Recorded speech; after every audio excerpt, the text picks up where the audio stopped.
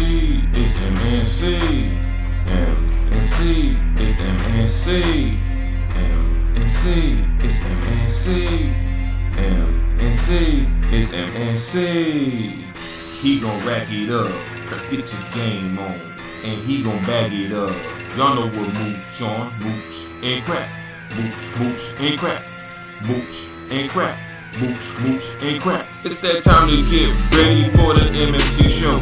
Grab your coffee or your liquor, cause we ready to roll. They talking games, plus some gadgets, and you already know.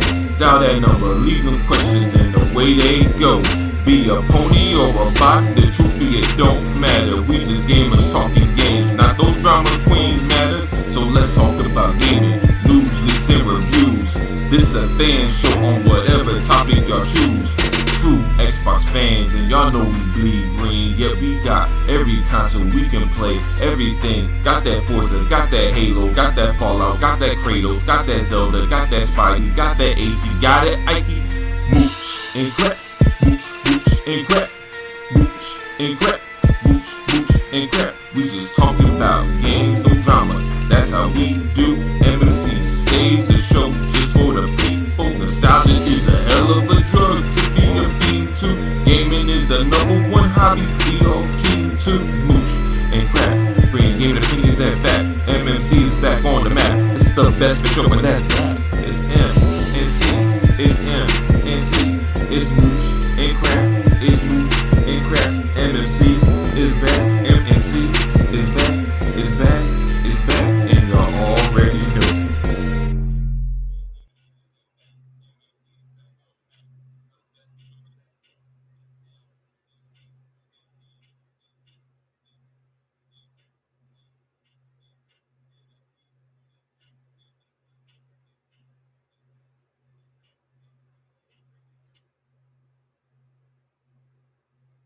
Hey, what's up, everybody? You guys probably get a little bit of delay there because we're still working out the delay thing, so you're going to get a little bit of a delay, but it's the MNC show. We are glad to be here live with you guys, kicking it. Hopefully you guys can hear us. Hopefully we get everything kind of worked out. And see, this is what happens, Gadang Mooch. Like, I don't know if you guys are there. Mooch, are you there? Yeah, I hear you, buddy, loud and clear. And I'll be honest with you, the set's looking great. I see our logos coming up. Guys, it is a work in progress, but, man, it feels good to start coming back, crap, doesn't it?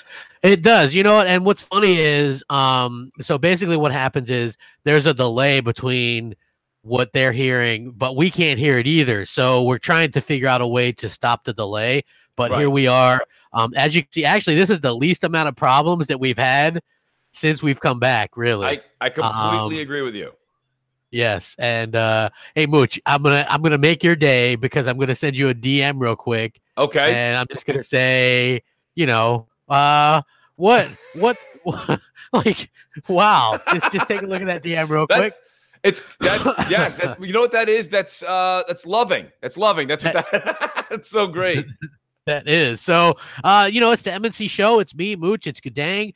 This is our background. We've got it centered. We've got our logos coming up. We've got our new theme song. Shout out to Livewires. Hopefully you guys like that. I love the theme song. I love it. I do too. It hits hard. It's way too cool for guys like us, but hey, you know, we'll grow into it, crap. All right, we'll grow into the cool. Yes, thank you. Exactly. And so, you know, we're here just to have a good time with you guys. And you know, Mooch, how you feel, man? I hear you're a little bit under the weather. Yeah, man. Listen, I don't think I got quite what happened to you, but I'll be honest with you. I don't know what it is. It's just that time of year. I think it's going around. I'm still able to podcast, still able to semi-yell. I know there's a lot of people in the audience that want to hear some screaming today. That may happen, especially if we get on a couple of the subjects that I know you've got lined up, crap. No, feeling good. I'm on part 2 of the epilogue now. I know people are keeping up with Mooch and his Red Dead. How did you like the first part? You liking the John Marsters parts? I love them. I love it, and I'll be honest with you, crap. I almost wish that they didn't do the epilogue because I'm such a John Marston fan that. Remember, I said to you on Friday's show before I started the epilogue on Crossfire, I said the Arthur Morgan character was trumping the John Marston for me. And now John is just taking back the trophy again. I mean, I really like John Marston because here's the thing with John is now that we saw what happened in Red Dead 2, how him and Arthur had that that troubled past, and then they grew to be together. And you can see the words that Arthur said to him through the game we played through in Red Dead 2 is with him through the epilogue and carries with him in his mantra and how he acts and how he moves forward in Red Dead 1. The story is just so well put together. And I got to be honest with you, I'm contemplating crap. I am contemplating playing through the first one, right? Playing through the first one right after this epilogue today. And I'll be done with this. I played the epilogue for about 5-6 hours. I probably only got about an hour left. I've only got a few left missions. And I don't think I'm done with Red Dead. I think I kind of want to go back in and now look at the John Marston character completely different than I did the first time I played Red Dead Redemption 1 crap. It's a totally different, right? I mean, you're looking at it through different glasses now. Yeah, like I'm actually contemplating doing that as well, just because I enjoyed it so much. And yes, you told me like the characters from that one are in there, although they're a little bit different or whatever. You know, so they are. Yeah, you know, like but I thought it was cool, like the way it ended and stuff like that. And you're moving on to the second part of the epilogue, which is really cool. I like the first part of the epilogue as well. It's like, isn't that where he's like building his house and stuff, right? Yeah, he's bought that piece of land, and he's with Uncle again, and you know, he's reunited with Sadie, he's reunited with Charles, and it's good to see. No pun intended, but it's good to see the gang back together again, or at least the good guys in the gang. I don't know how it ends up. Did you do the little mini game and there's like music playing when you're building the house? Like I just thought that was hilarious. Like I didn't do that yet. No. Oh, you didn't? Oh, dude, when you build the big house. There's gonna, well, I guess a little bit of a spoiler, but yeah, there's gonna be a little bit of like this mini game that you play. Yeah, that's actually pretty cool. So yeah, I think that's gonna be pretty cool, and I think that you know, you'll probably enjoy that. I thought that, you know, they did a good job with you know, the characters in that and the development, and you know, the characters to me just were second to none, and I thought that they did such a great job getting those characters out there and giving people something to kind of get a hold of emotionally, you know, and I think that that's rare in a lot of games, and that's why I gravitated towards that game so much. You know, it was just, I thought it was just something spectacular, and I'm just really happy with the way it turned out. And like I said, I started playing Assassin's Creed again. I'm kind of into that, I guess, but it's not exactly, you know, grabbing me the way that, say, this game did. You know what I mean? So hopefully, listen, that's alarming crap. Let's talk about that. We don't get a chance. First of all, let me just say bravo and thank you to Gadang, who's with us, our new producer on the show. The man has worked his tail end off. I do want to get back into Assassin's Creed crap, but I just want to say good morning to Gadang, and thank you, Gadang, for the amazing work you've been able to put together. You guys all in the chat might think that this is taking a while, but to be honest with you, Gadang has pulled so much of what you're seeing together, and he's got more coming in the next 2-3 weeks that we can't talk about yet because we want to have it working before we air it. Gadang, thank you, and good morning to you, buddy. Yeah, hopefully he's working. Yeah, we're still working out the ability to get him to be able to talk and stuff like that, to where he can talk. I'm sorry, I was just working on stuff on my end, but yeah, thank you, Mooch, thank you, Crap, for letting me be a part of the show. I'm just gonna say that out there. Awesome to have you, brother. Yeah, it is. It's nice to have you, and you're doing a great job, man. With you know, people can see that everything's kind of coming along.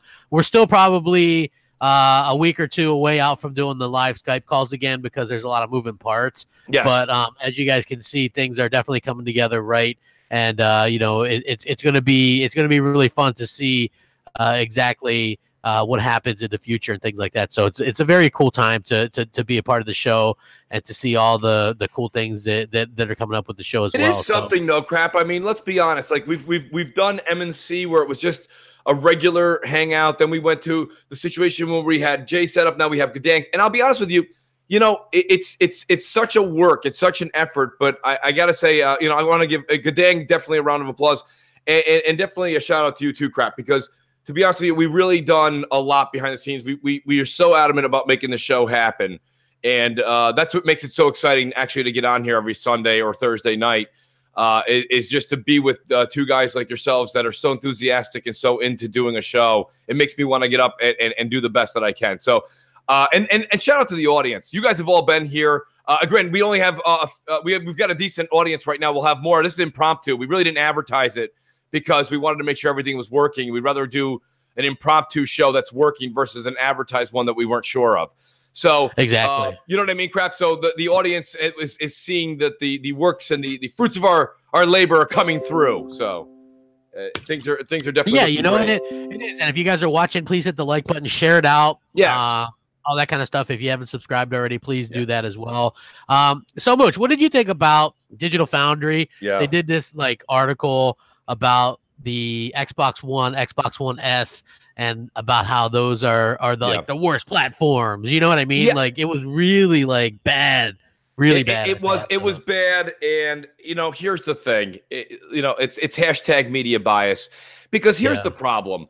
There's no reason to bring that up. Or if you want to talk history, you can't neglect history, right? So it's true that 2013, 2014 were major bumps in the road for Microsoft. We all know that, and that's fine. But again, it's how they present it. You know, the Xbox One is dead. People read that and they take an interpretation of it and they move forward. Not everybody reads the whole article. Not everybody watches the whole video. Like, there's people, Crap, you know this. You'll do a video and you'll have an outlandish kind of title, right? But then when I watch your video, first of all, the video does tie into the title, but then you dive into the news. But a lot of people go, Crap, how dare you say that? And you're like, did you watch the video? No, they don't watch the video. They read the headline. So my point is that, first of all, no shit to Digital Foundry. Of course, the S is what it is. Okay? It is the lower tier in this generation. We know that. It's also one of the cheapest SKUs. So, and I watched your video you put out. I can't remember if it was one of your 1 a.m. ones or the one you put out this morning. But you just did a video in the past 24 hours that basically says there are gamers out there that want to play Red Dead Redemption 2, and they don't care if they see 4K mud on the ground. Exactly.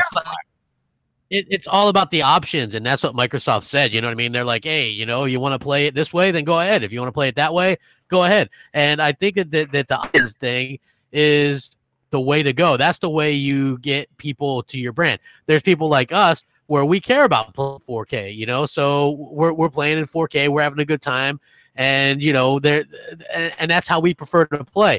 But there are some people, like the people that maybe play a Madden or a Call of Duty, and you know, maybe they pick up Red Dead and they don't really care if it's 1080p or whatever. You know what I mean? It's just one of those things where you know, so many people just look at things like, oh my god, and also Digital Foundry's like, we're still ages away from a successor to the S, and it's like that could be 2020. And I'm like, we're in 2019 right now. So, I mean, you know what I mean? Like, I think we can survive another year and a half. Is the media just completely out of material? Because let me tell you something, Crap. We do shows 3 times a week. And yeah, sure, there's times we talk behind the scenes and we say, wow, there's not a lot of news. But why do they consistently have to keep going back to that same thing? And they all take turns, right? This time it was Digital Foundry. Next week it'll be Polygon. The week after that it'll be Kotaku. You know, just get ready, folks. Just in case you guys want a spoiler, here comes a spoiler from the gaming media for the next 6 months. Whatever happened to Microsoft? Where's the Microsoft of old? This can't, you know, these are the headlines you read. What happened in 2013? It gets old, and it's like, let's not forget history, right? That's what makes things better, right? Microsoft got better because of the shit that they pulled in 2013. Great. We're all on board with that. But like they're still doing this. We're still talking, and like you said, they completely neglect the fact that the X is out there. They're talking about it like the S is the only SKU. Exactly. You know what I mean? It blows my mind. So people actually message me this when they come out. They're like, man, Digital Foundry's up to it again. Can you do a video about it? So I'm like, okay, of course, no problem. You know, there's like, because otherwise there's not a whole ton going on in the gaming world. I mean, there's little bits and pieces like the Mad Box, which looks like a PC, by the way. And they're like, it's a console, and it looks like some kind of weird M-shaped console. You know what I mean? And for me personally, I just think that, you know, like Digital Foundry still going after Xbox in 2019 for crimes that people believe that the Xbox committed in 2013. That makes no sense to me whatsoever. And it is, it's unfortunate. You know what I mean? And it reminds me of why I started doing like videos and stuff like this anyway. Yeah. You know, because if you remember right, it was one of those things where, that's what I sort of got into this thing, right? Like everywhere you went was just negativity. You saw Next Gen, believe it or not, was one of the only guys doing positive Xbox stuff, right?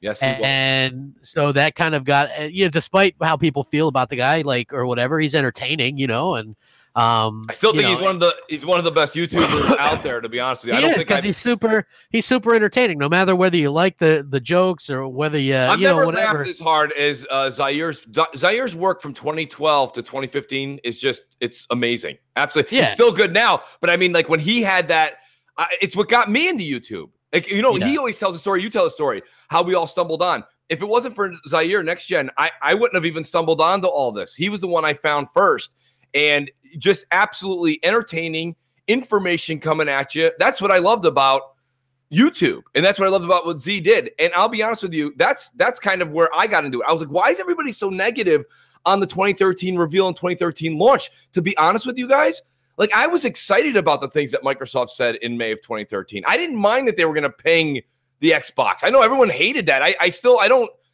don't care. I mean, I'm pretty sure our phones are all getting pinged for something. You know what I mean? Have you ever noticed, like, some of the things that you're on with your apps? You ever notice, like, some of the commercials or the ads pertain to what you like?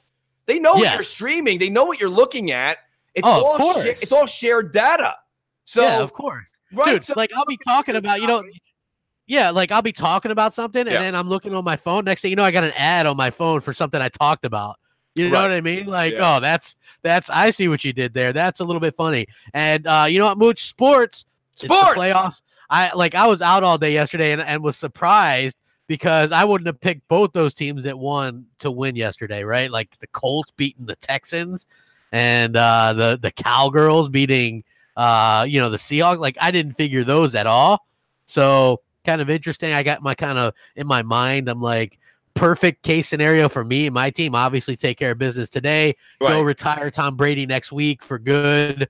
And then hopefully maybe the Colts can pull off an upset and beat the Chiefs and then get the championship game in Baltimore, Colts versus Ravens. That to me would be perfect setting for me. Either way, the team that wins today heads up there to New England, and I think either one of those teams can beat them. So that's what I'm most happy about. Is like, I'm cool. Like, I'll be upset if my team loses, but as long as the Patriots lose too, I'm just happy as hell. I'm happy as hell. How about them Steelers, right? Yeah. Like, you know what I mean? Like, I hate the Steelers. Yeah. So to see them, like, I don't know if you were watching football last week, right? But woo, that was close. And then you had the Steelers fans like watching the game on the Jumbotron, like rooting for the Browns, and then they all, oh man, you know, like, I love that. I was just like, that was so delicious. I just see, listen, and you have no idea, and you know this because we talk offline too. It breaks my heart, like the Giants not being in it all. It's one thing that you're not in the playoffs. That's one thing, but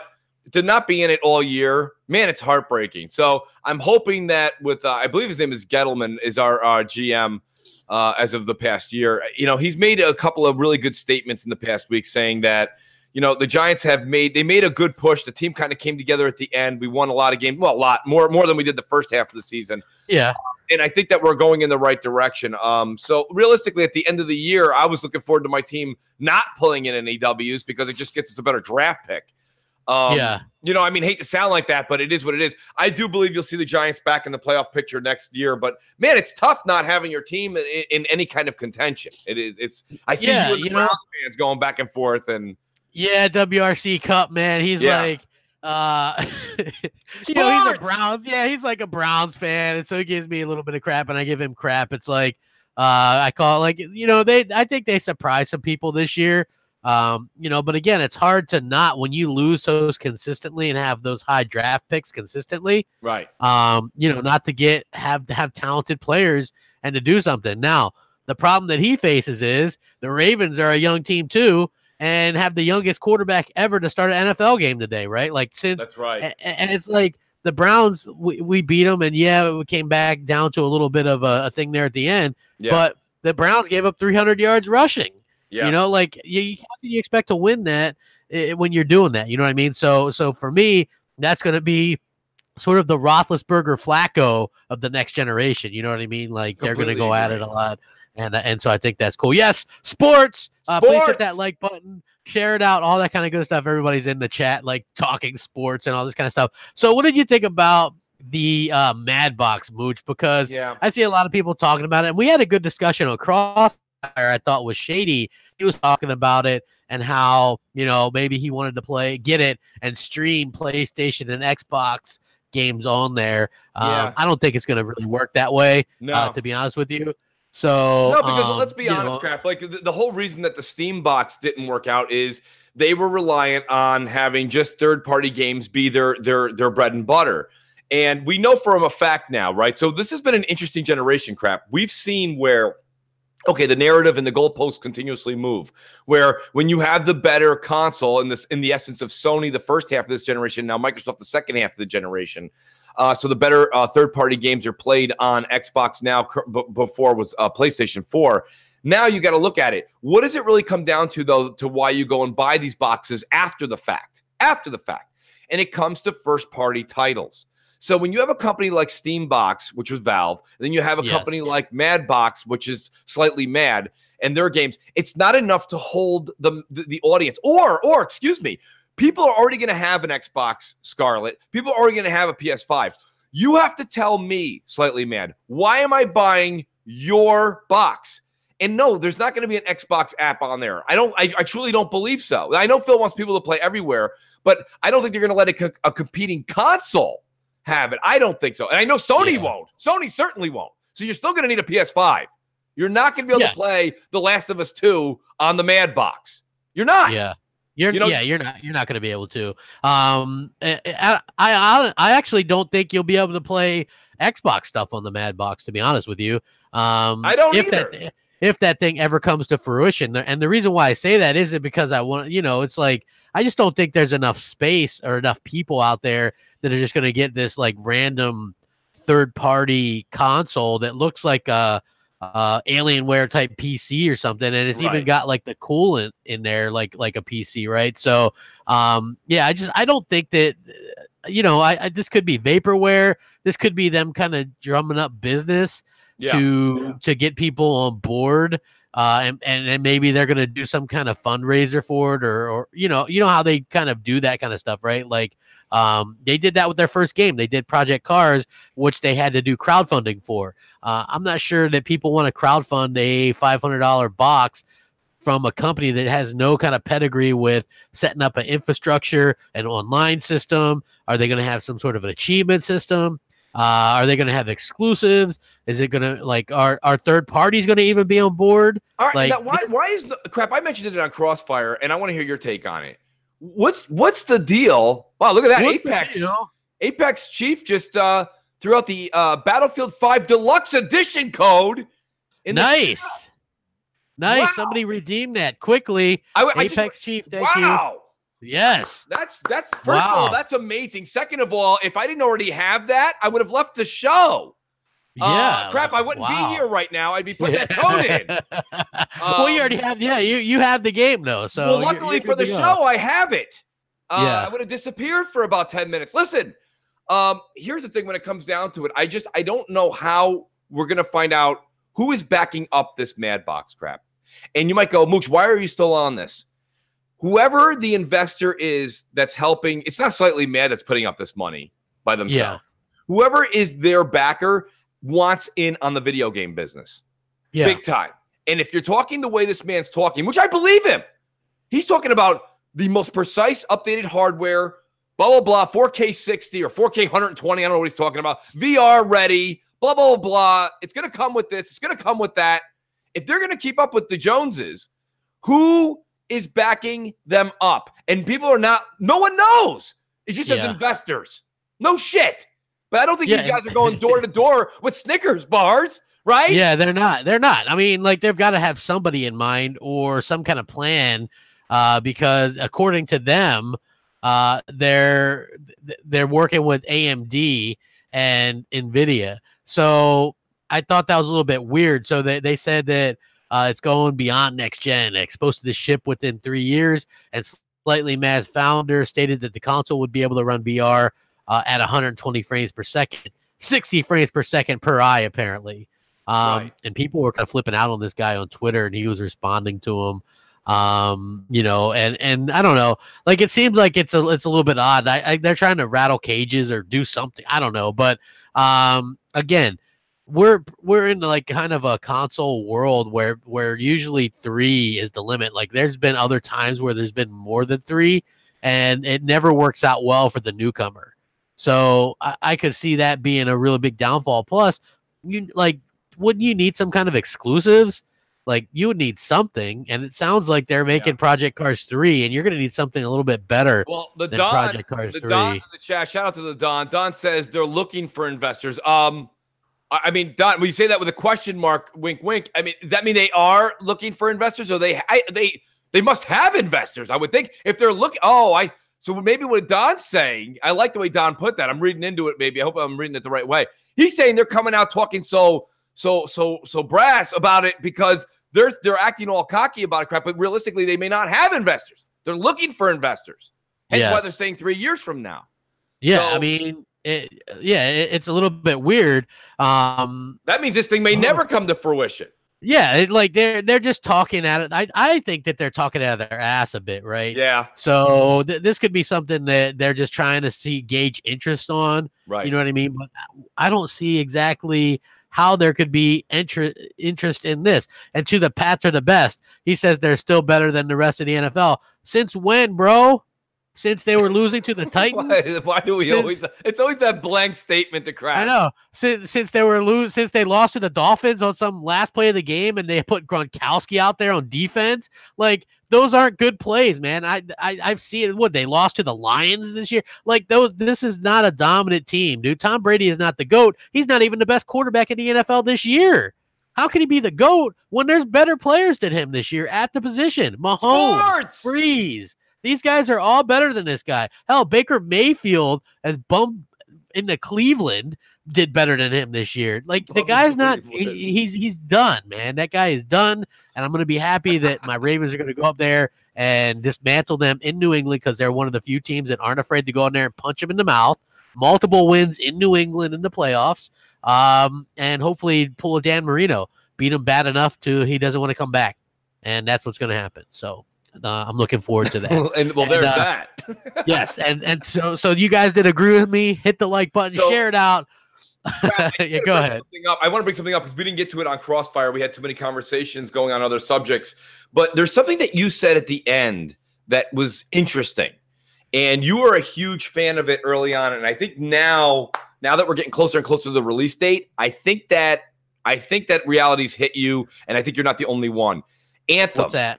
Anthem, yeah. I think it's great. I think it's got the possibility of being great. Yes. But I don't know, crap, because when you said I'll give it a shot, but I'm not really sure, you left that out there saying that it's probably still not your bag. What do you think? I mean, because here's the thing. I'm not saying you're not going to go do what you did with the Division and put in an amazing 6-7 days with it, right? You'll get the level 30 or whatever the level cap is. Yeah. And then I think, and I don't mean this, not picking on you, crap. There's a lot of people in your camp because a lot of people that say, I don't like Destiny. I can't see if you don't like Destiny, how you're going to like Anthem. It's the same concept, different story. Yeah. I have no idea how it's going to work out. Right. Because BioWare is a company that traditionally does really interesting stuff with like RPGs and stuff. Right. So, it's going to be interesting to see how that plays out. Yeah. I do think that it's going to be funny to see how it reviews and see if it has that content up front because, I mean, they aren't charging for content, but you've got to have a game that's ready to go. You've got to have a game that's realistically there for people to enjoy right away, right? I don't think they're going to be as lenient with this like version of Destiny. Right. I just don't think they're going to be as lenient and things like that with this game and with this company. EA has been under fire a lot lately, and a lot of it rightly so. I mean, look, they're the only ones with Star Wars under contract, and in the whole generation, they've come out with 2 games, and they're both Battlefront. I don't think that that's great. And I think that what we're seeing is people are kind of tired of their shit. And so if this game isn't bad, it's going to be bad for EA. It's going to be bad for BioWare because BioWare, believe it or not, is coming off a subpar performance with the last Mass Effect game. Even though I enjoyed that game, so many people did not. And well, so that's something we got to kind of think about when everyone gets so excited about Anthem. You know, the Mass Effect games have a huge single player audience that loves them. And now everyone's like, oh, BioWare's doing this. This is going to be the same great writing, which it will be. Trust me, the writing's going to be unbelievable. I'm so excited about the story there. But realistically, and I say this all the time to you guys, and I don't know if everybody picks up what I'm putting down. Story is very important. It is. And I think we saw that with Red Dead Redemption 2. But you do get a lot of people that say, even with Red Dead, that the gameplay was hard to get into. It wasn't so smooth. And with BioWare, a lot of times with their fighting mechanics, they're not always the smoothest. If you think back, if you guys could take off your what do they call it there? Your rose-colored glasses and take them off for a second and remember what Mass Effect 2 and Mass Effect 3. And don't even go to Mass Effect 1. The controls on Mass Effect 1 were almost like everything felt like it was inverted. They have a hard time with that. And I wonder sometimes if the gameplay and the mechanics with a game like, say whatever it is there, Anthem, is going to have a harder time. Whereas the thing that keeps people coming back to Destiny, and I know you guys don't want to buy into this, is it's a pick up the game. It's such a good shooter. It's such a good shooter. So when you play the game, whether you like it or not, Crap, if I forced you, if I forced you to play some Crucible, 6v6, you might say, Mooch, I don't like the maps, they're too small. I don't like the weapons. I don't like, fine. But you would say to me, God damn, it still feels good, Mooch. It feels like a great shooter, because they were the Halo folks back in the day. So they know what they're doing in that world. And that's the one thing I'm concerned with Anthem is I think the story will get old in about 30 days. And then what happens when story gets old, Crap? You rely on the mechanics. And I don't know if the mechanics are going to be crisp. And there's no multiplayer. There's no multiplayer there. They're not going to put it in either. So it's very concerning. It's very concerning. There's a lot of red flags. It does not mean that it's going to do bad. I'm looking forward to it. But I'm going to try it out because I try out most games. Absolutely. But will it be this amazing, great experience? So I'm kind of doubtful. A lot of people compare it to the Division or whatever too, which, hey, that Division was a hell of a week, wasn't it, Mooch? I'm telling you, man, best 6 days in gaming. Yes. For me, it was all about the story. Like I played the story and then basically that was it. Same thing. Story was good. Yep. So but the mechanics sucked. Yeah, the mechanics were not great. I gotta say I wasn't a fan of this bullet sponging, right? Right. And so once the story was over, and they were promised more stories, right? That was another thing. Like you have a developer that kind of lies to you, and they're like, okay, there's gonna be more. Remember, they're like, we're gonna open up more of what was that, New York or Chicago or whatever? Yeah. It was. Yeah, I think it was New York. That's where that took place, right? Yeah, the first one was New York, which I was excited about. And they're like, we're going to open up this area and do a story-based expansion, and then this area, right? Because they shrunk down the initial map. Yes. Right? Like, and we never got Central Park. We never got this. We never got that. And that's where it fell short. And that whole thing with the Dark Zone, that didn't pan out to be anywhere near what they wanted it to be. Yeah, exactly. But here's the thing: they had a faulty multiplayer crap in the Dark Zone. But here's my other thing: like you just said, Anthem doesn't have a multiplayer aspect. And I know people are going, "Well, Mooch, there's co-op. Of course, there's co-op." I mean, like multiplayer, like having TDM or something of that name, whatever they want to call it. They don't have to do TDM. I'm podcasting. They're creating. I'm just saying you need to have something. Yeah, you have to have something. Like I remember the Dark Zone was like, it sounded really cool, right? So me and my friends go in the Dark Zone. Nobody messed with each other in the Dark Zone. No, don't touch them. No, it was like, because everybody wanted their own. They don't want to lose their stuff. Yes, don't touch me. Like Larry Herb was running the Dark Zone. Larry Herb might have been the creator of the Dark Zone. Yeah, so it was interesting because I just thought that it was supposed to be like this scary situation, like kind of how Sea of Thieves is, where at any time somebody could come up and kind of start chasing you and take your treasure. Like that's what the Dark Zone was supposed to be, and it never really panned out that way. And so I was always kind of bummed about that. Right. But I think the sequel is something that I'll probably play, if only for the story and get through that first one, which by the way, I like the story, but I went through it with somebody that was a high level And they were like, okay, you guys just go hide over there or whatever, right? So that was kind of how we did it. So yeah, if you have a book you haven't read or anything, you can play with a high level person and just hide behind a car, read a book, put your controller down, and let your friend just get you to level 30. Thanks. Yeah, Thanks. Exactly. So it was worth every $60 cent that you put into it. I don't know. The Division, and the Division 2 looks to be more of the same. So I'm not, everyone's like, I can't wait for Division 2. The only people saying that are the people who like Division 1. Yeah. I don't think anybody knew. Gold Lion apparently won the Battlefield code. So that's pretty cool, man. Congrats to him. Congrats to Gold Lion. And somebody named, I'm trying to look for their name now, but somebody in here just threw out a PUBG code. I don't know if that, it doesn't look like a full code though. it's unknown battleground code. That doesn't look like a full code. It's only got 20 digits, but nonetheless, Big DMX, still funny nonetheless. Hey, this Pat's in the bass. He goes, Tom Brady, the GOAT, like Phil Spencer. Man, don't even start comparing Tom Brady to Phil Spencer. Man. Get out of here. Get out of here, dude. Yeah. So anyway, what did you guys think of? Have you seen some of these patents for Xbox controllers? Microsoft apparently is like filing patents like crazy, and it's so different in this day and age, right? Because in previous generations, there was no social media. Now you have people on these sites that like ball hawk every patent, every LinkedIn profile for something, because, these people have, on their profiles, hey, we did this, or we're working on this. And then they look at patents and, oh, here's a new patent for a controller, or, feedback for a controller. So they're using haptic feedback. And I guess they're like for more immersive controllers. Like, what do you think about that? Are you like, for me, I hope that like they do minimal changes for the next generation of controllers. Like the Xbox One controller is already so damn good. I agree, Crap. I like to see them progress and move on. But listen to what you just said. More haptic feedback.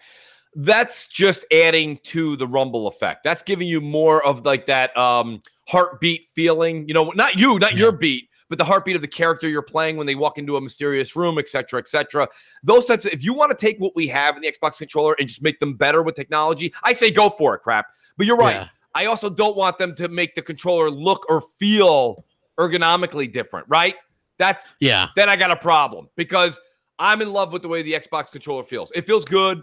I don't think they need to change much of it from the human aspect of how it feels and how you use it. But if they want to make some of the things like the rumbles even better or more sensitive or more this or more that, put those sensors in different parts of the controller that we're not even used to feeling, like maybe in the thumbsticks. Imagine if the thumbsticks had their own version of that vibration or that task. That would be pretty damn cool, Crap. I mean, I'm saying I'm thinking out of the box. I saw your video. I know what you're talking about. Yeah. But realistically, all I'm saying is that, like, I don't mind them taking things and making them fine-tuned. But like you said, let's not reinvent the wheel. Yeah, you don't got to reinvent the wheel, because remember how when the PS4 and Xbox One were announced and the controllers were there, people were like, because I can still remember like who Adam Sessler was on that one channel. What was it, Rev 6 or whatever it was? And they were like not sold on the Xbox One controller at all. They're like, how did they spend that much money on this? It looks just like a 360 controller. Right, they just were not happy with it at all. They were not happy with that. Yeah, and they're like, look at the PS4 controller. This is like the best controller ever, And to me, like, you don't need to change it too much, because the 360 controller was great and it still is great. The problem was, which they fixed, those damn, I don't know who else had like this big of a problem like I did. The thumbsticks would wear down super easy. Yes. Right. Like, and they end up like could even start facing the other way. I went through so many controllers last generation. It was unbelievable. The controller drift, this, that, you had that battery pack in your way. There was a lot of issues there. So to me, it was money well spent, because they fixed all these issues. The bumpers felt better. The triggers felt great. And it was Rev 3 games. Rev 3. That was it, Crap. Yeah, I'll be honest with you. I think the controllers are fine. I do think someone just made this point in the chat, Crap. I do think Xbox, it wouldn't hurt them to implement a share button. Yeah, they actually do gotta have right. Don't we have to have a hardware edition in that case where you actually have a physical button? Yeah, I feel like you've gotta have that share button, right? Because if you look at what even Nintendo's doing, And when Nintendo's beating you with stuff like that, it's like, it's a pain in the ass. Double click on the thing, and then you got to press Y or X to capture it or whatever. And I think that's something that Microsoft needs to implement. They're the ones that really are like, we want to share with your friends and do this and do that, right? And now it's like they have the hardest one to actually do anything for, so like the props to actually Sony for actually doing that. They realize that that people are all about that sharing and stuff, you know what I mean? Yes. Like they wanted, that was like where things were going, and they actually were able to do a damn good job with that. So props to them for doing that. And Nintendo actually was out there and did something as Nintendo's is actually even more. Yeah, Nintendo's is even more fluent than PlayStation's. Yeah, You can you can like play with the stuff right there. You know what I mean? Yes. Like you can like add little things on there, little symbols or whatever. You know what I don't get, Crap? Why are people so anti the Xbox using batteries? And let me explain something to you. Let me explain to the audience too. And there's a couple Sony fans here, guys. Hear me out. You guys all know I'm an Apple fan, right? And for years now, if not a decade more, the Apple iPhone has never had a changeable battery. And I'll never forget all my friends that were huge Android fans. And they're like, Mooch, to be honest with you, the biggest thing that I don't like about Apple is I can't change the battery. So once my battery starts to suck in the iPhone, I either have to charge it like crazy or I have to buy a new iPhone. And then they were like, what do you like about your Android battery? I like that I can go and I'll bring an additional battery with me if I'm on the road. If something happens, I just pop it out, put a new battery in. Now, all of a sudden, you have the same people that love Android and love that option. And now they're saying that they don't. Here's my thing. You buy the Xbox controller or you get the controller that's in the box. For $20, you can have the Xbox, whatever they call it, plug and play kit, which I buy that immediately. I have 3 plug and play kits in the house. I don't mess around. I like them. I love it. I finally did buy that. Remember, because this is a great story. Yeah. You and Hellhammer, like, everybody loves making fun of me because I love a good deal. So I buy like the discount plug and play kits, right? And these First things thing I said, don't do that. Yeah, these things literally last like 2 hours, like an hour and a half. It's 25 hours with the Xbox plug and play. Yeah. So finally, and the thing is, I don't even save that much. I would buy these discount ones for $15. The Xbox one, I think, is $20, right? 20 or 24 bucks. It depends on when you catch it. Yeah. So finally, when I bought that new white Elite controller, I was like, let me go ahead and get this the actual official one. And you guys are so right. Like I charge that thing maybe once a week. And I'm good to go for the maybe. That's a lot of gaming. I charge mine once every 2 weeks. The thing is just it's impressive. It's impressive. Yeah, it's fantastic. I love it, man, because and the Elite controllers, which I have 2 of them, are so amazing. You know what I mean? Like it's hard to use some of the other ones. Although I like the other ones, right? Like the feel of like the white one. And the Scorpio edition one, those still feel amazing to me. You know what I mean? But I have a lot of control. Buying controllers with Xbox is kind of like if you're a sneaker guy, right? You have a lot of sneakers. So I just for Christmas, one of the things I wanted was I got the Phantom, the one that's translucent. You can see through it. Yeah. Now, do you use any of those? Yeah, sure I do. I have an Elite. I have 2 Elites. And then I have a bunch of different. The reason I got this one, and Crap, you'll like this. It's another sarcastic, but I use it for my Xbox. I use it for recording footage for videos, etc. But it's also one of the first ones to be Bluetooth for Xbox PC gaming. So even though I haven't really used it on any PC games, it has the ability. So it looks really cool, and it's also got the Bluetooth capability. So I went and bought that. I got that for Christmas. I bought a bunch of accessories. I bought a bunch of different things. I bought the wireless adapter thing for the PC. I bought a bunch of just like stuff to have around the house that just makes everything between PC and Xbox work together. But realistically, I got to say, there's just something great about these plug and plays, the plug and play kits, because 25 hours of charging time, playing time is unbelievable. And getting back to my battery comment, here's the thing though, Crap. When and if, which doesn't happen often, the plug and play kit dies and I didn't preemptively plug it in, okay? I just run over, I grab 2 batteries, I keep playing. Yeah, if my PlayStation one's shot, I'm shot. Exactly. See, because they want you to buy more. They want you to buy more controllers, right? Yes. So that's what happens. I have one PS4 controller. When that thing dies, guess what? I'm off PS4. I am not messing around with the PS4. I am off that damn thing. And I'm back to Xbox. You know, I have batteries for the Xbox. You can, like, I'll just pop them in. Like you said, the times where it's actually rarely, maybe happened once so far, but I pop in some batteries, let my plug and play kit charge it up, that one, and then I'm good to go. You know, and that to me is how it should be. You shouldn't have to, and even though I have a bunch of Xbox controllers, but they aren't because I got to have backup batteries. You know what I mean? So I think that's the main difference between what Microsoft is doing and Xbox doing. I actually do hope that that Microsoft continues with that. I would like them not to do the battery packs built in next gen as well. So hopefully we actually get to. I bet you they still don't. I bet you they still do batteries.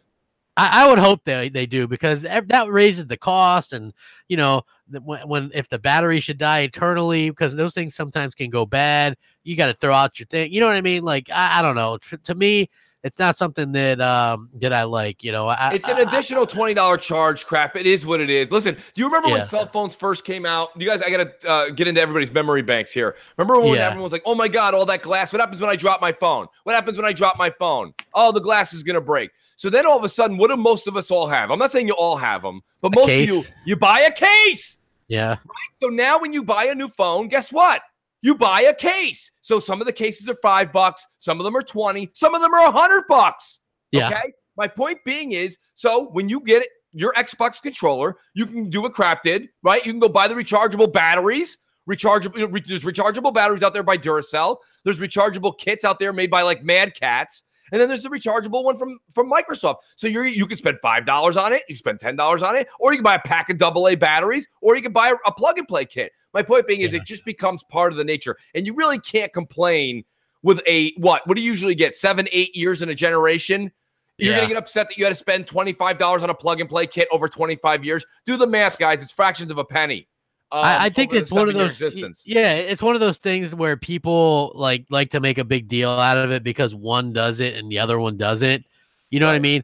Like, unfortunately, that's the type of thing that happens when you're Xbox. You know, they get they get that sort of, oh well, you know, if it doesn't do everything exactly the way Sony does it, then it's bad or it's crappy. You know, and I think that's really, really unfortunate, because I think Microsoft and Sony both bring their own separate type of things to the table, and I think that's perfectly fine. Man, Jack in the chat, he goes, Mooch wants us to build an Xbox controller ourselves. He goes, Mooch, consoles are supposed to be simple, not complicated.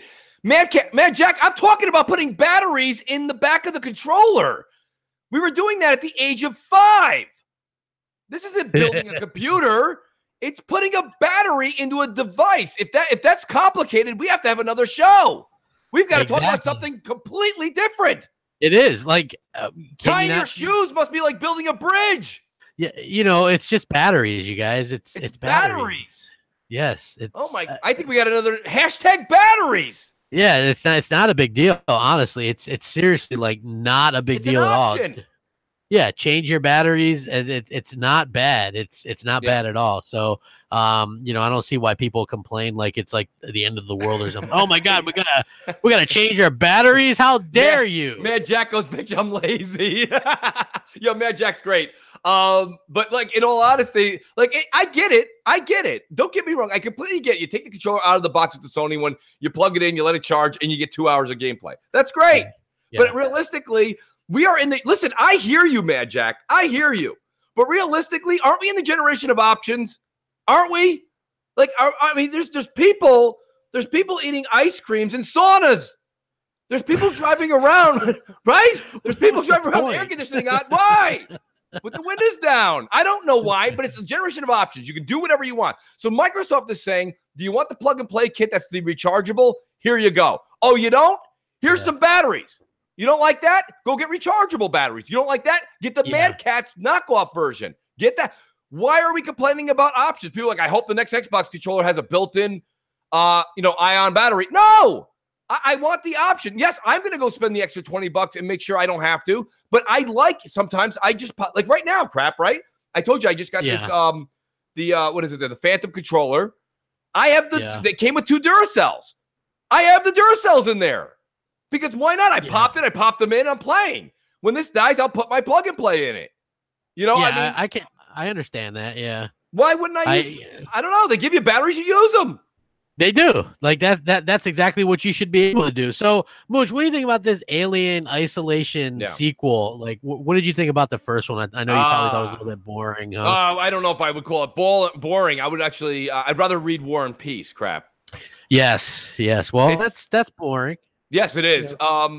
Listen, we joke around about Telltale games. We joke around about walking simulators, but do we joke around enough about waiting simulators? This is literally when I've watched gameplay of the original one, and there's people who say it was a great game. And man, listen, kudos to you folks, because you probably also get entertained by looking outside your window at a bird feeder. You know, I mean, right? What in God's green earth?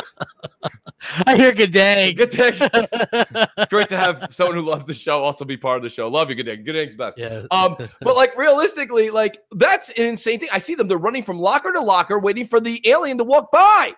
Yeah. Who the hell who's got time for that? I mean, I have the game. I have not really played it though.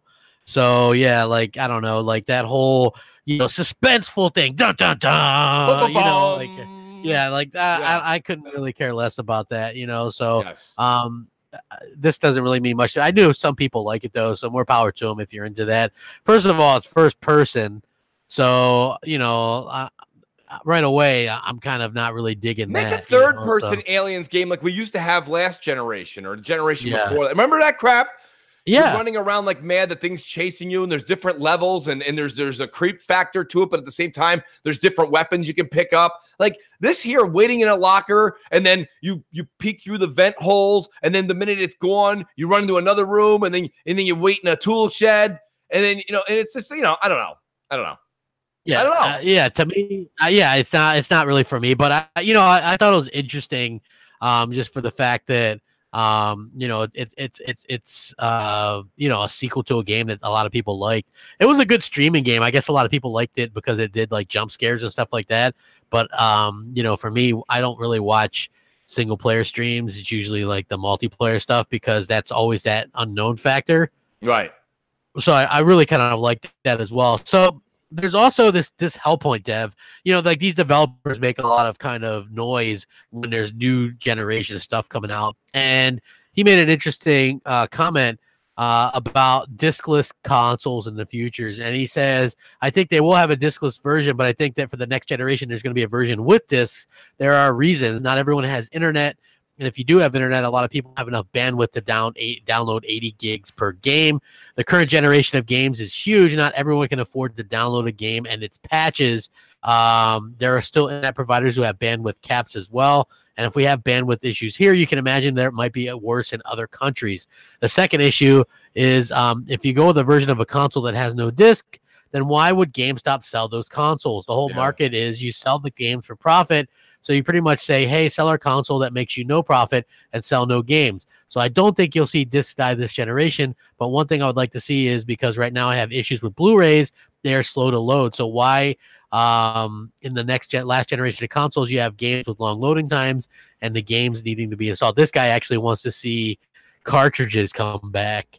Like new cartridges. Yeah, like to me, that doesn't really make a lot of sense. But I thought it was very interesting that he brought up cartridges, can we let's discuss this crap. Let's say this now. Cartridges can hold a certain amount of data, right?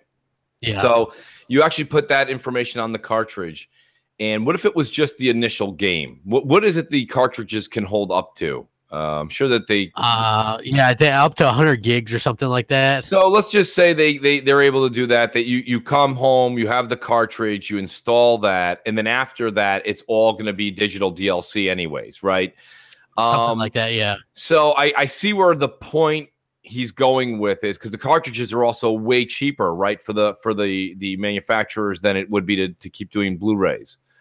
So that being said, I get it. But I think that, no, I'm not. Mad Jack goes, yo, Mooch, let's have both cartridges and batteries. No, we don't need to go completely back to 1985. Yeah, what? No wonder Nintendo's so popular again. You know what I mean? Right. Like, Nintendo does cartridges, and they're doing, because they're doing cartridges, and they're doing, ridiculous. They're doing batteries in a certain aspect. But my point being is, I just think that, like, I see where the guy's coming from. I just don't think the audience is going to like that, because I think in that case, it is kind of taking a step backwards, and I don't know how the audience would handle it. I mean, the cartridge, the USB key. I don't even know what that is, but he says that cartridges are a USB key, so maybe somebody, somebody would kind of know what that is. So I don't know. For me, I'm not really like. I always worry about losing little cartridges. You know what I mean? Like, I have a 3DS, and I also have a Switch, and those are some little ass cartridges. And I'm always like careful not to lose. I'm gonna break them too. It's like, have you ever tasted the Switch cartridges? No, I haven't. No. Yeah, they're not great. Luckily, Alana tested that out for us before she left IGN. Oh, did you? Oh, God bless her. You know what I mean? She did. She did a video on it. Did she taste? Did she not like the taste either? She did not like the taste. And now she's doing furry. Never mind. Yeah, she's a whole nother spectrum of gaming. That's not great either, by the way. Well, to each their own, I guess. Here's the thing. I think personally, going the way of the cartridge is kind of crazy. I don't think that they're going to go back that way. I think Microsoft and Sony and everybody else getting into the console space crap, I think they want out of physical hardware. Now, I know that doesn't, again, I agree. This generation, next generation, there's still going to be physical content. There's no way around it. No way around it. Maybe even the one after that. Yeah. Maybe. I think eventually down the line, we're going to see that's just going to go the way of the dodo bird. And that also goes for GameStop. Like, GameStop is probably not going to be around for much longer. And listen, I know a lot of people they get excited about that. I'm bummed because with no GameStop, it's the end of that era crap where we used to and I know nobody really does it now even because I like I said, I have Kingdom Hearts 3 pre-ordered. We got it as a gift for Christmas. And I'd asked the guy at GameStop, I said, hey, are you going to be doing a midnight release? I thought it would have been a hell yeah, because it's a big title. He's like, no. Yeah. And they do midnight releases at my store all the time. So they're not doing Kingdom Hearts? No, he said as far as he knows, they're not. That's very, very interesting. I mean, it is store by store, so take that with a grain of salt, folks. It doesn't mean your store isn't. But my store, I've never not seen them do a release at midnight for a big game, and they're not. Yeah. So I don't know. I think that it's just I know you're a big fan of physical, but you're changing over more quickly than I thought you would be. Crap, you're going digital a lot sooner than I thought, and I just don't think that. I think if you can change, everybody can change. Yes, Rocky quote. Yes. I get the Rocky quote, dude. I don't know if you've seen the new Creed movie, but there was like a lot of that in there. You know what I mean? I didn't see the new Creed movie yet. No.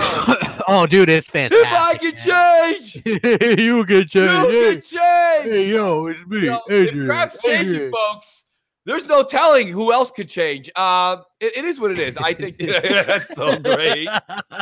Hey, hit the like button, share it out, you guys. We really appreciate you guys stopping by. It's been a interesting end of the year, beginning of the year. I think we're going to start seeing a lot of new information and leaks as the year kind of progresses. Yeah. And then obviously, Microsoft has E3 and Sony doesn't. So expect a lot of stuff on Xbox and things like that. But when it comes to Sony, I don't really know what to say, to be honest with you. Like, Mooch, what do you say to a PlayStation fan that they have to look forward to this year, honestly? Like, well, here's what I would say. Jokes aside, I would say let's hope that all this tweeting by Neil Druckmann means that you're still going to get The Last of Us 2 at the end of 2019. Most people would say that's not going to happen, and that's fine. But there's not a lot of encouragement right now, knowing that Dreams is coming out and Days Gone, which I'm looking forward to Days Gone.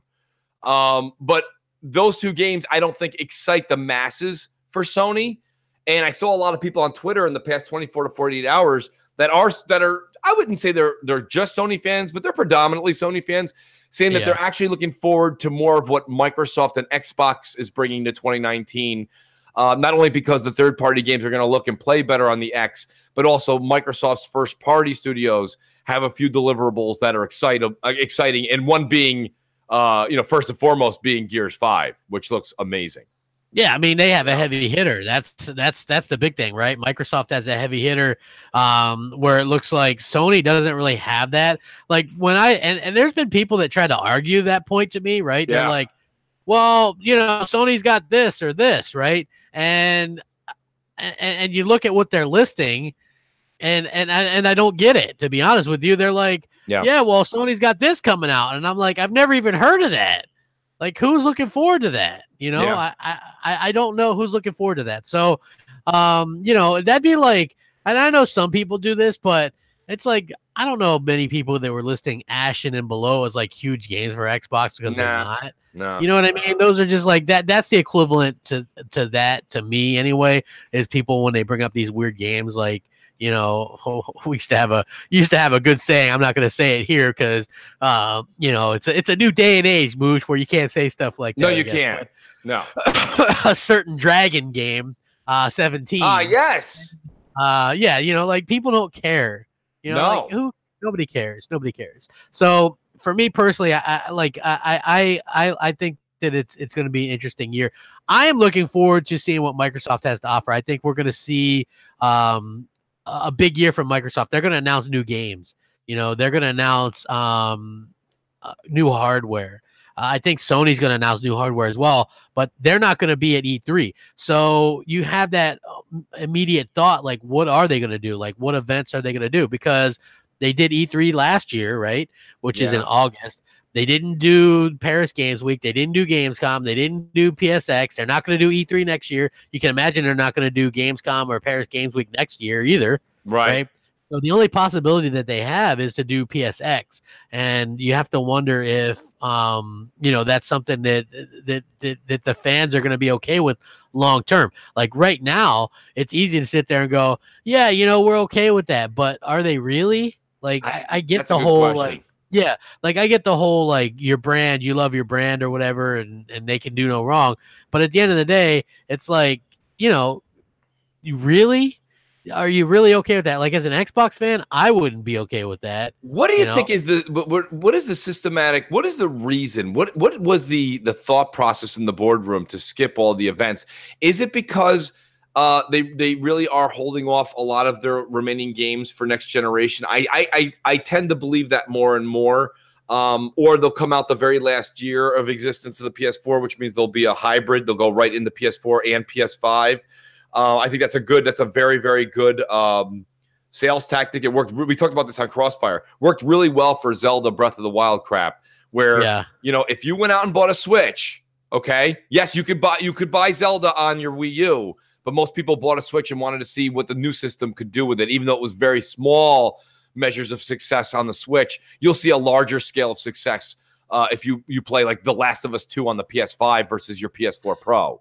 Yeah, so, like you might, like I can imagine Sony fans are probably wanting to really play, something in 4K for a change. It's not an 8-bit game. Right.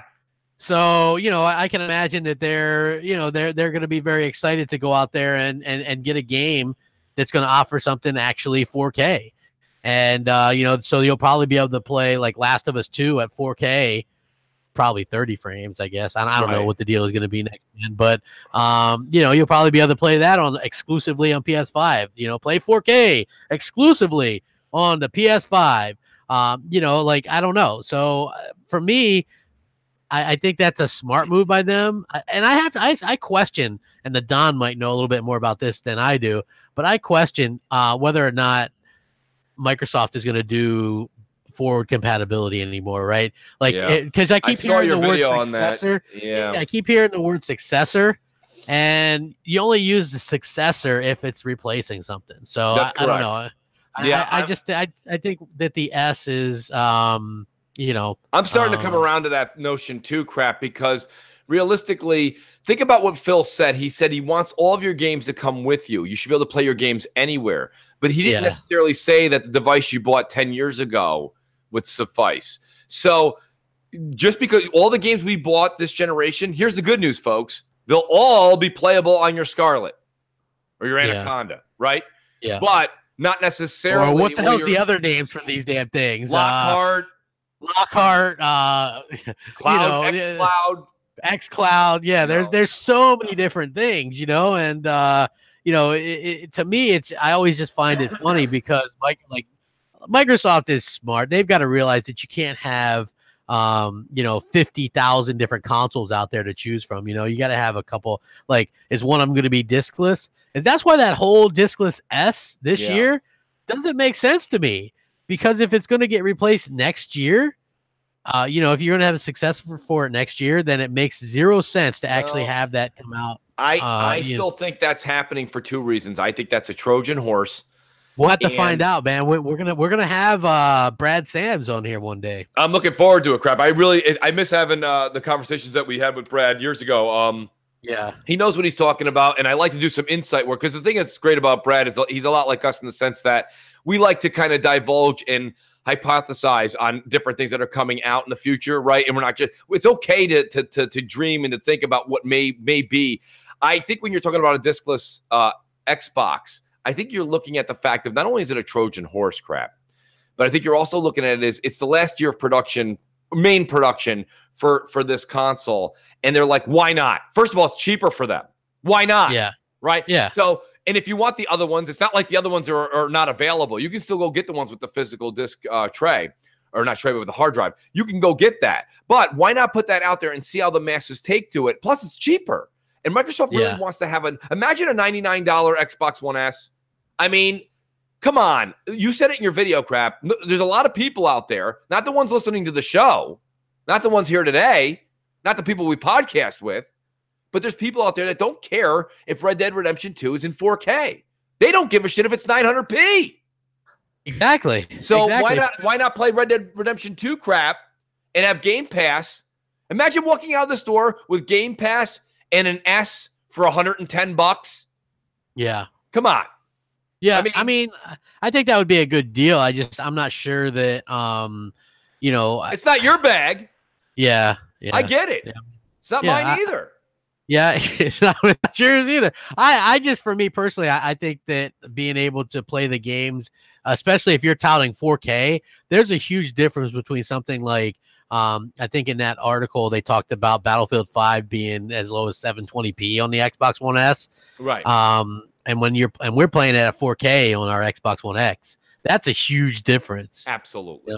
That's a huge difference. So we talked about it earlier in the generation, Crap. There's people out there that are buying $700 PCs, and then there's people that we all follow on Twitter that have like $8,000 PCs. So the guy with the $600 PC is playing at 900p with decent settings, and the other guy, his PC's floating on his desk, and it's playing at 4K, 240 frames per second. It's basically the same PC that makes Star Wars movies. It's industrial light and magic, for God's sake, in some people's homes. That's fine, but it doesn't really take away from the guy who's playing at 700 or 900p. He doesn't know any different. He's just playing the game. Yeah, you're right. I mean, look, there are some people like that. I totally get that, and I'm not going to argue with that. Hey, hit that like button, guys. Looks like we're finally starting to get some people in here. Well, this was just so everybody knows, this was an impromptu. We didn't really advertise it. We got the background finally going. We got our intro music. We still have a lot more coming to the background and the intro. We have other stuff coming. We just wanted to get everything kind of going, and it's great to have almost 300 people here with we didn't even mention we were going to go on Sunday, really. So awesome to have all you guys. And Sir X-Man, shout out to Sir X-Man, who he had a couple of bills he paid for you there, Crap, earlier. But also, I must have missed him. Yeah. He said Walmart it does midnight releases. When we were talking about midnight releases back then, Walmart probably still does midnight releases for games. They're a juggernaut. So you've got a company like Walmart that can, they've got people staffed 24/7 at their 24/7 stores, so they can always pull in. Where it's harder with a GameStop, where you have people that want to go home at 9 o'clock at night when they close, and now you're asking them on major releases, which are like once a month, to stay and lose a Friday night or a Tuesday night. So it's difficult. It's a different situation. But Sir X-Man also asked, Crap, live call-ins. We aim to have live call-ins fully back up and running by next week. If it's not next week, it's the week after. We just really want the bugs out so that we have a smooth show for you guys to enjoy. Yeah, I think today's has been pretty smooth. Absolutely. For the simple fact that we've got the background running and everything's in the middle like it's supposed to be. And you know, we also had the new intro, which I thought was pretty cool. Which we have an intro background too, crap, which we haven't with the ticker and everything we used to have. But Gadang's working on that as we speak. So yeah. So if you guys want to support, again, like this is all stuff that Patreon has helped. So if you guys do want to help support it, can't stress that enough, guys. Really, honestly, please do support the Patreon. The link is in the description. It's always on all of my shows too. So if you watch Crossfire, yeah, like I said, $1 always helps. Doesn't matter what it is. You guys are all here in the thousands that listen to the show. So a $1 goes a long way, trust me. And if you guys don't know, like, so we went from having the show with the background and all that kind of good stuff to the bare bone show, and now we're back to where we have a pretty good show. We've got the new avatars, the new work. Thanks to Sean LeBray, he did a great job with that. Unbelievable talent. Gadang has been busting his ass, doing a good job getting this up and running. I sent him the theme song, I think, yesterday. Yep. And he was like, yeah, I'm going to get something up for that. And we can play it because I really wanted you guys to hear it because I thought it was awesome. And we're going to play it again before we leave. So that's going to be pretty cool. Yeah. And, you know, the top 10s and all that stuff is still here, but it's just like we're implementing, instead of doing a show where we go, we're going to take calls and do a top 10 and do this and do this. We're doing it one step at a time. So it's not overwhelming. And we realize that we can get it. So we figured out a way to preview everything before we go live. So we knew that the voices and all that kind of stuff worked. And it's going to continue to get better and better for you guys because we know how important the quality show is for everyone. And it's important to us too. So, I think it's very important to let you guys know that we do appreciate your guys' patience and working with us and things like that, because it's been this is just such a fun show to do. It's not really like anything else that we do. Right. And so that's why we continue to do the show and have fun with it. So you know, we really do appreciate you guys' support. Like I said, if you do want to support the Patreon and stuff like that, the link is below. You know, it would mean the world to us. Thank you guys so much. Yes, please. Mooch, so The Witcher 3 is being listed by a French retailer. Yes. What do you think about that on the Switch? On the Switch, right? I mean, look, so here's the thing. I have probably, I don't know, 100 hours into The Witcher 3, maybe a little less. Yeah.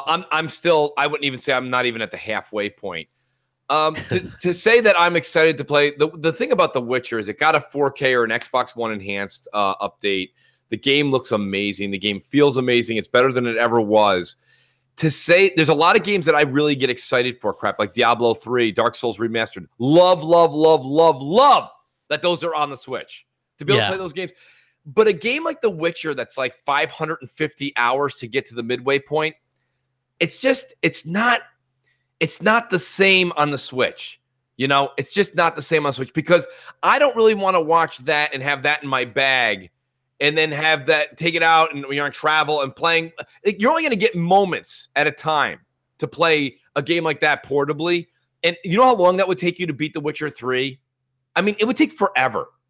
It would take forever. So I don't know. That plus the Switch can't handle the beauty that the PlayStation and the Xbox put through on The Witcher.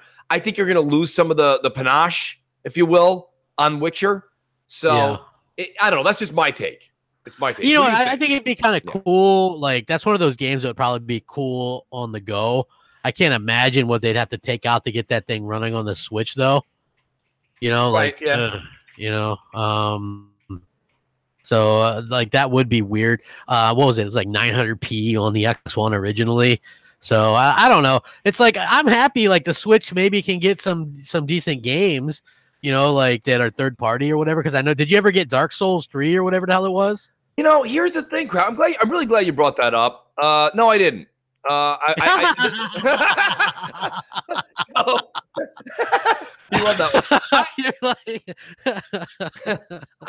You know, I was trying to mooch it for a while, but mooching a Switch game, as you know, crap, is almost like solving a Rubik's Cube with a Pirates patch on. It's difficult. Yeah. It's not impossible, but it's difficult. So, I mean, realistically, I already own Dark Souls. I've owned Dark Souls when Xbox gave it away on Games with Gold. Then I got thanks to Sin Vendetta, I got Dark Souls Remastered in all its glory for the Xbox One X. I have a hard time going out there and giving Nintendo $40 or more for the game that I already own. When that game gets cheaper, I would pick it up for the Switch because I'm very interested. But I couldn't pull the trigger on it. Crap. I mean, does that hold water? Yeah, you know, it does because first of all, I know you've bought some games for the Switch. Did you get like Diablo or something like that? Or no, I didn't. I have Octopath Traveler, which I enjoy playing on the Switch. I have Super Smash Brothers, thanks to WRZ Cup, the Browns fan. Awesome dude, big fan of our show. Your guys back and forth on Twitter, you guys have actually an awesome, cool relationship there. Where you guys give each other a little jab here and there for sports, but you guys are great friends. Yeah, because he's a Browns fan. Right. I forgive him for that. You know what I mean? Like, I feel bad for him mostly because the Browns suck something fierce. And even though they did better this year, I still think they're going to be cellar dwellers for years to come. You know what I mean? Right. Just like, you know, everybody was all over that Baker guy, and he threw 3 interceptions. Like, every time they pressured him, he threw a pick. So it's like, why not just pressure him more? And you know, but yeah, he's a cool guy. He did hook us both up with Smash Brothers, which I thought was really cool. Outstanding. That's the first Switch game that I've ever mooched. I think he might have hooked me up with Red Dead 2 as well, which ended up being amazing. You know, like my favorite game of last year, just absolutely phenomenal. Now you obviously know. I love it. I do love it. How great that is because they did such a great job with it. And, you know, I'm just thrilled with the fact that we have fans and stuff like that who go out of their way to kind of support us. They realize that we put a lot of time and effort in here. And so they don't mind hooking us up with something once in a while. You know what I mean? Like games are expensive and sometimes it's cool to get something and people are nice. A lot of people are amazing. They say, you know, to me, they go, Mooch, we tune in to you, Crap, Crossfire, Xbox Nation, MNC show, and you guys do so much work every week. And I literally, whether it be while they're at the gym or while they're on their commute or while they're preparing breakfast or before they go to sleep, they're like just something to kind of chill. And I think we all have that, right? It's not just Mooch and Crap. We all have our favorite. Maybe it's your favorite TV show. Maybe it's your favorite podcast, or maybe it's your favorite YouTube show. Maybe it's your favorite Netflix miniseries. Whatever it is that you kind of listen to, and all those other ones that I mentioned outside of YouTube, people pay a subscription for. So there's a lot of amazing people out there, and I know that our chat and I know that our fans are just amazing people. They write all the time, hey, Mooch, here's that game you were talking about, because to be honest with you, hooking you up with that and listening to what you have to say about the game on the shows and the entertainment that you guys all put forth every week is a fraction of what I pay for my other entertainment. So can't say thank you enough to people with Patreon, people that support us with games, that give that, all the big YouTubers. When I say big YouTubers and big channels and gaming media, they get codes sent to them from Microsoft, Sony, etc. We don't. So to be able to get those codes from the gamers, where it really matters, the audience that matters, and then be able to, you guys know, I think we do our due diligence, right? When we have our shows, Crap, we talk about Red Dead in depth. We get into our feelings about it, why we love things, why we don't love things. And whether you agree with me and Crap, whether you agree with us or not, I think it's entertaining. And I think it's a great way to enjoy gaming in a different light. So I hope that we provide that to everybody. And I want to say thank you to everybody for helping us with the tools to provide that entertainment. Yeah, absolutely. You guys give us a voice, and actually the show helps give you guys a voice as well, because when we start doing the live call-ins and stuff like that, you're going to have to be able to, to call in and talk to us and give your opinions on certain things. And I know it's going to be a fantastic time for that, because like I said, Microsoft is doing E3 and there's a reason to be hyped up for that. On Sony's side, there's a lot of uncertainty there, and I can see a lot of uncertain Sony fans. That's why they're kind of on edge, you know what I mean? And they're kind of out, like, they're kind of snarky, you know what I mean? It's because they don't know. It's like, is Days Gone and Dreams really the two games that they're getting from Sony this year? Is, when are they going to get that PS5 announcement? Are they really skipping E3? Well, yeah. When's their next show going to be? Who knows? When's the new games going to get announced? Who knows? Because they announced all these games so far out, So I think that there's a lot of unknowns there, and it's going to be very, very interesting to see how this all turns out. And I'm very excited to see how, Sony fans kind of deal with that.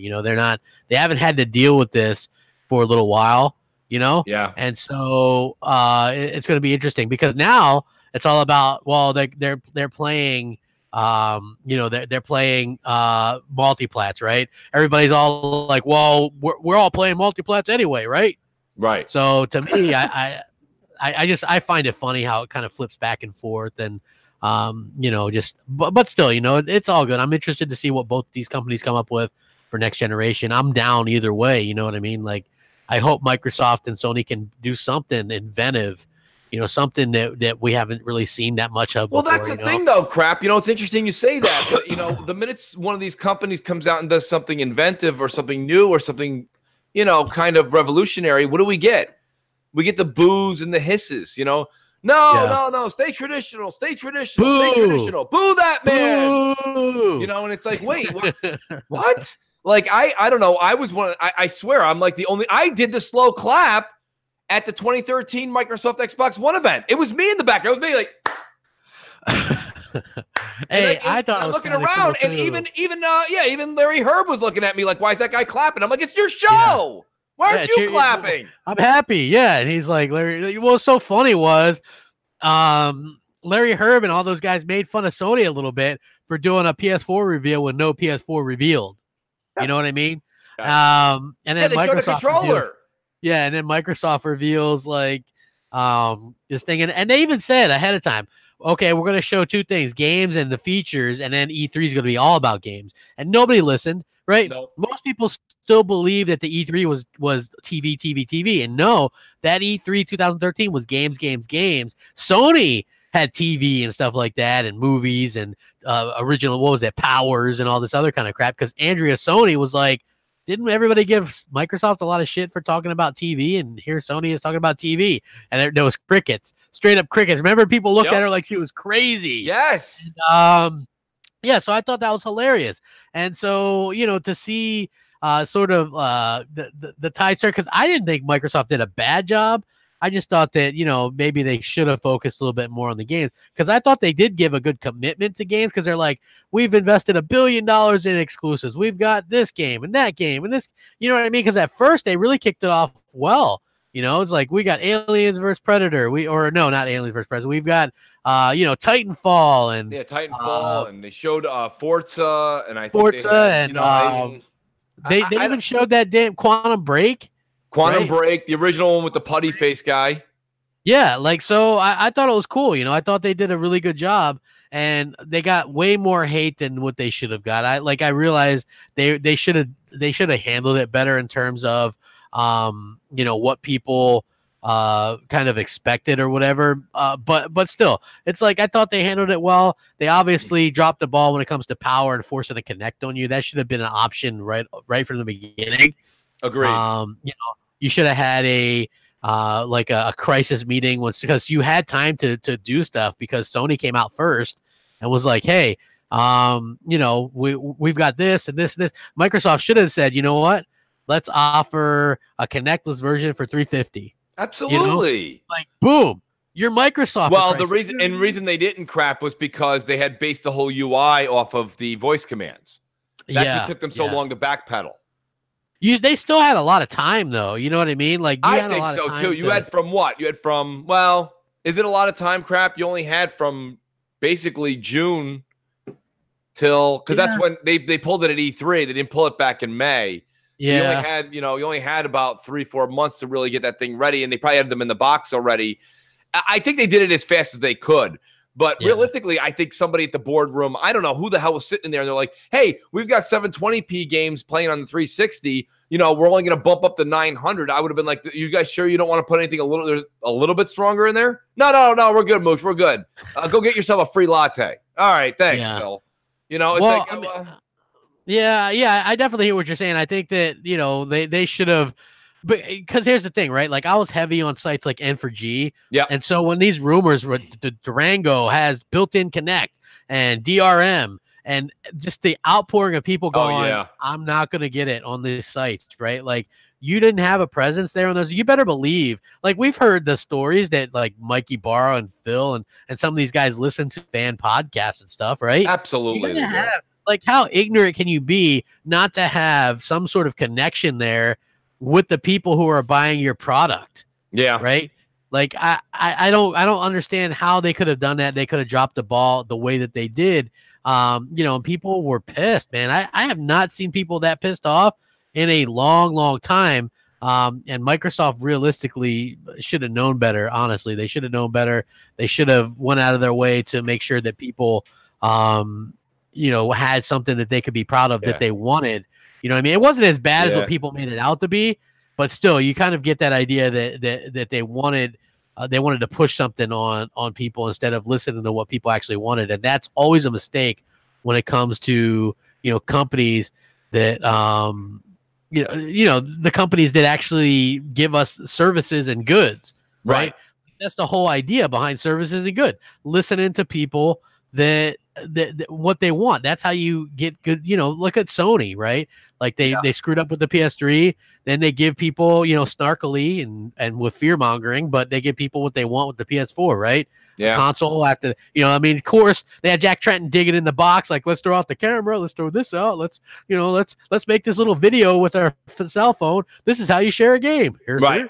You know what I mean? Like they did all the stuff necessary. I think both companies learned a lot from that, though. Crap, think about it. Now you've got even the future of console gaming, right?